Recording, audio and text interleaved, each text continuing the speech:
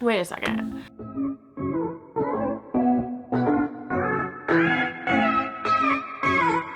Hi everyone, welcome back to my channel. For those of you who do not know me, my name is Anna and today we are going to use the Jaclyn Hill palette again. So I have already done my official review and first impressions on this palette, and this is kind of a second go at the palette and also doing a more neutral everyday look. I actually do have to go to work later today, so this is something that I will be wearing out and about. Okay. So I have a giveaway going on right now and I'm giving one of these palettes away. I actually just got it in the mail today. If you didn't hear, Travis and I told my husband that I wasn't able to get this because the website was like refreshing and I thought I wasn't gonna get it. And we both ended up getting it and paying the $15 shipping.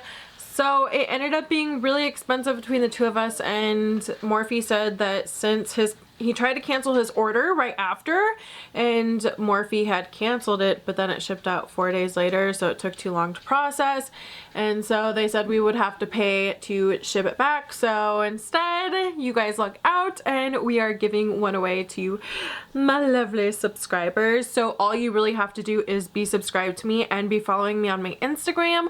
There are extra bonus entries as well, and I do have the link down below. And yeah, so go ahead and enter that. I do want to say I do check to make sure you're following me. I do make sure that you're subscribed, so just so you know. Today I did this kind of warm toned everyday look. I am about to go to work and I tried to stick to the like this as almost like a quad, except I did at first go into one of these for a transition shade and I was like, it seemed too pink for the look, so I almost wish there was a more just more warmer tone, less pinky toned transition shade, because then I went with the yellow on top and I tried to go lightly to kind of make it like a yellow transition color.